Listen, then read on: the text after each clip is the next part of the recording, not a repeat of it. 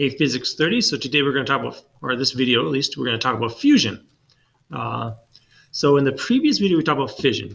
Fission is taking something that's large, usually around the 120 range, and then splitting up into two smaller pieces. Okay, not too bad. Now, fusion is just going to be the exact opposite of that, using taking two smaller pieces and fusing them into a smaller piece. Now, or into a larger piece, I should say. Now, I'll point out that there is a limitation to this. I can't just reverse this operation here and expect energy to be released. Because in both fusion and fission, in the natural processes of those, energy is released.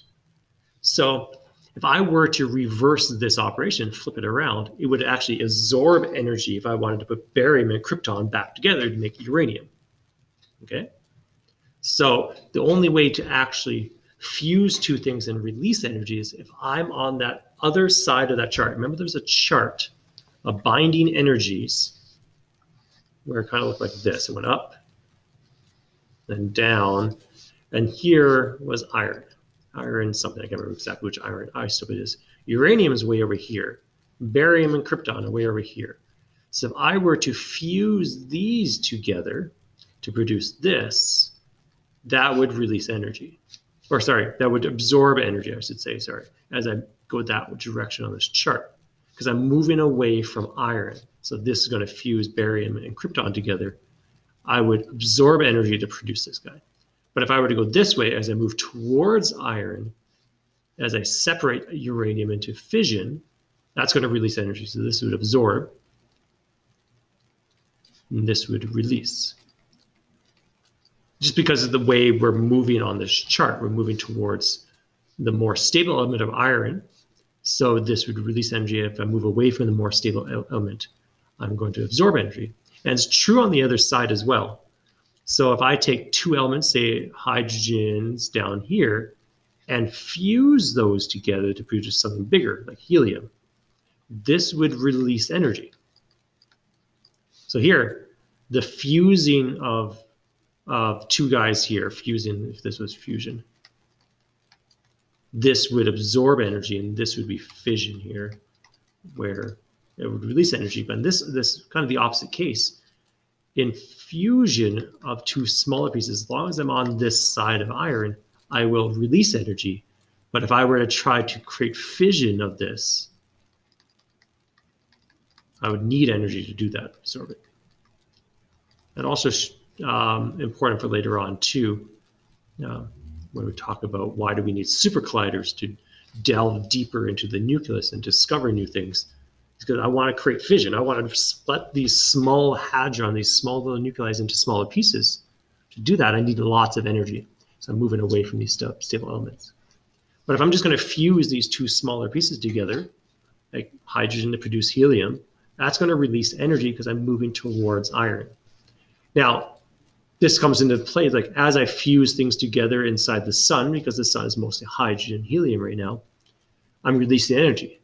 I'm producing bigger and bigger molecules, bigger atoms. As those larger atoms start fusing together, they get closer and closer to iron. Okay, I'm still releasing energy, that's fine. I'm releasing less and less energy as we go, but I'm producing heavier elements. Once I reach that iron or go past the iron, I have enough energy there to fuse those heavier elements together. But as soon as I start fusing those heavier elements together, I start absorbing energy rather than releasing energy, and the sun starts dying out. Okay?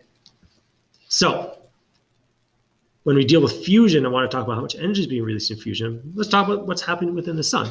So here's a fusion reaction that happens in the sun. It's called the sun. It's a proton-proton chain. So protons collide together with high energy.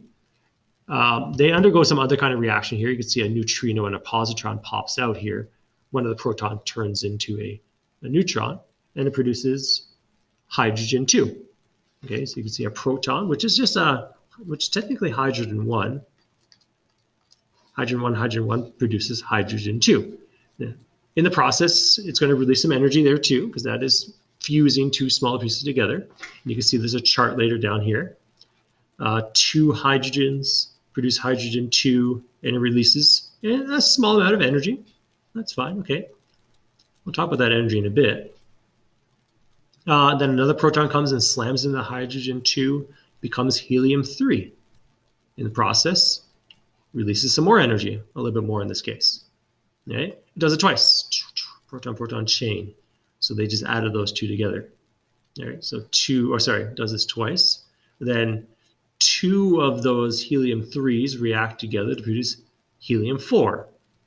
Right? And 2 of these protons go on and continue the chain. So we got all this stuff that's going on here. And then we got annihilation as well. Positron, electron annihilations in there. Releases gamma radiation. It also releases some energy as well. So all of that adds together, and we get 26 mega electron volts in the fusion of 4 protons to create a helium-4 nucleus. Okay, helium-4 nucleus. So that's producing some alpha particles there.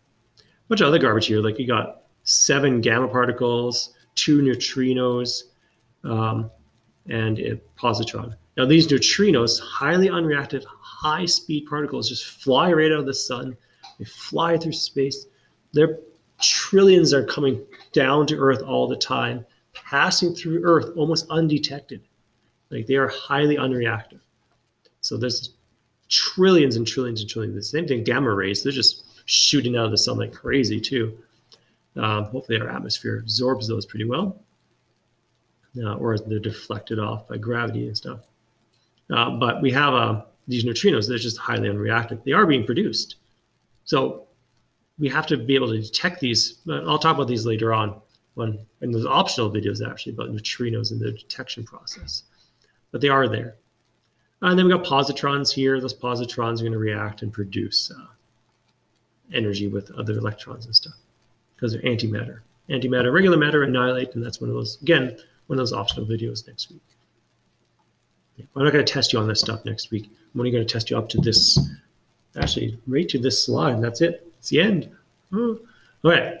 So I want to go back to this video, though, or this, not video, this information here, this 26.71 mega electron volts, because this is the end right here.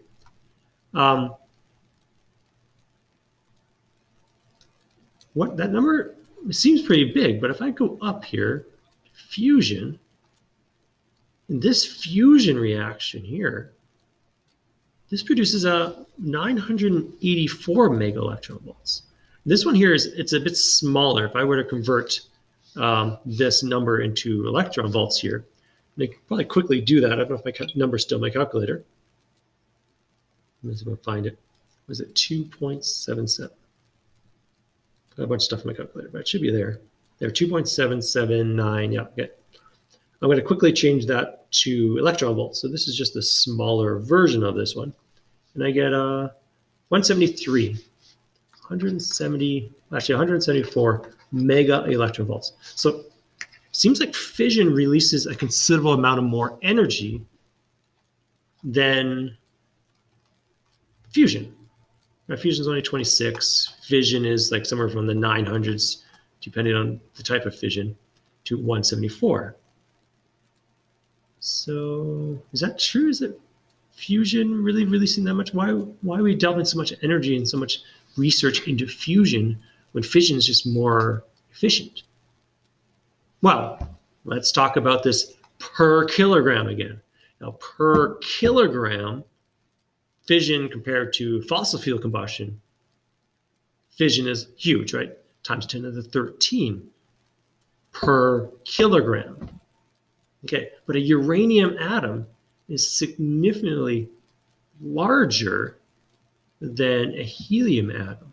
So if I want to talk about per kilogram or even per nucleon, I could just divide these numbers by the number of nucleons and compare that as well. But I'm not going to compare it per kilogram. Per kilogram or per nucleon, fusion is significantly larger as well. It's even larger than fusion is larger than fission because the mass of a helium nucleus is so much smaller than a uranium nucleus. And I could look that up. I did have a chart somewhere. Just one second. All right, so the mass of a helium-4 nucleus is only 4.2 And I suspect it was going to be 4 because the uranium is 235. 4.002603 atomic mass units.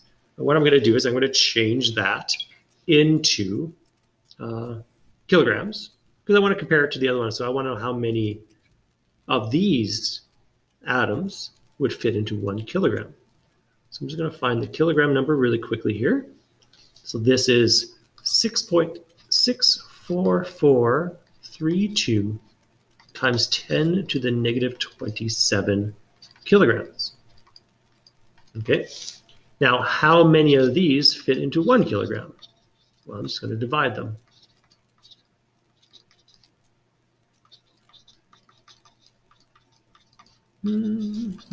So 1 over my number, 1 divided by my number here, I'm going to get 1.505-ish times 10 to the 26 atoms of helium, or yeah, helium-4. I can spell helium-4 properly. Okay, so we have a lot of atoms. Now I'm just going to go back and compare that to the fission one. The fission one, we had a lot too. We had 24 times 10 to the 24. So that seems like they're pretty comparable. But you have to, in terms of exponents, changing my exponents by 2 like that, I have 100 times the number down here. Okay. Now what we're going to do is we're going to take that number and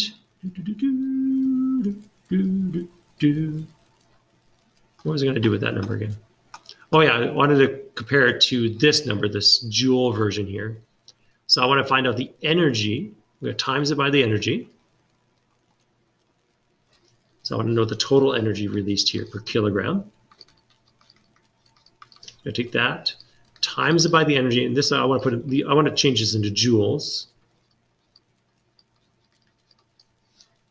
It's supposed to be a lowercase j. I'm going to just fix that. Okay, so I want to change that into joules first. So that number up there, I'm going to change into joules. And when I do that, I'm just going to do my calculator here. I'm going to take that 26.71 times it by the 1.6 times 10, or sorry, it's million too, times 10 to the negative 19 times it by 10 to the 6, because I got to change that. Okay. And then I'm going to times that number that we just got and times it by the number of particles. Syntax error. Where did I go wrong? Oops, I forgot to put the time sign there. There we go.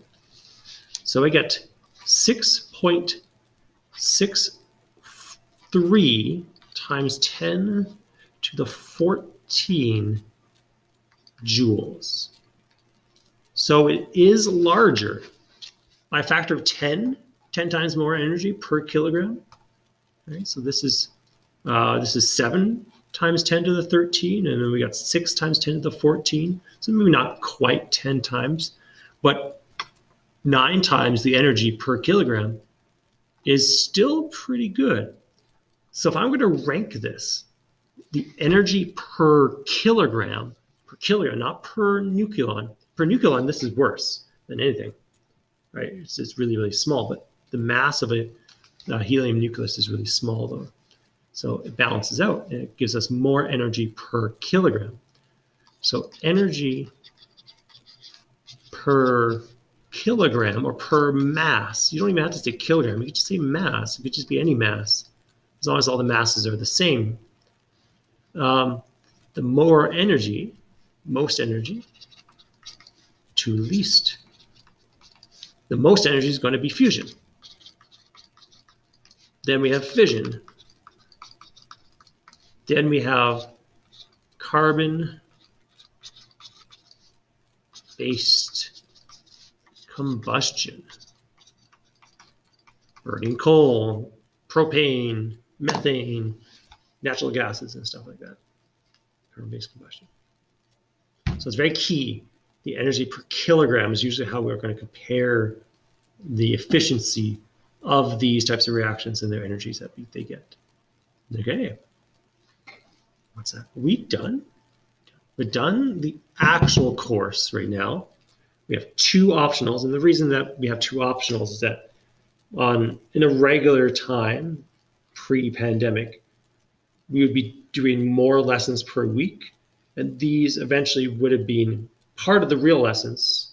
But the way I've spread this out, the particles in nature and antimatter, matter, those kind of things, they're not super important. They're fun. They're really, really short. They would have been done in like 2 or 3 days. Actually, they're almost their own unit as well, their own chapter. So I've just kind of pushed them off to optional videos. I'm not going to assess on them. If you want to watch those, you can. They're probably already being released. They're under the week 12 option part there. So if you want to do those, you can. Otherwise, you can stop here, study up, work on some practice questions, do the lab, and practice or study for that test next week. Do the pre-test. Come on, guys. Stop asking me questions that could be answered if the pre-test was done beforehand. Okay? It's there to do because we would usually do the pre-test in class, go over it in class, and then do the test. So it is something we would do. It's something we learn from. You should be able to do the test without the pre-test, but the pre-test does help. Okay? We'll do that. And watch all these videos too. Bye.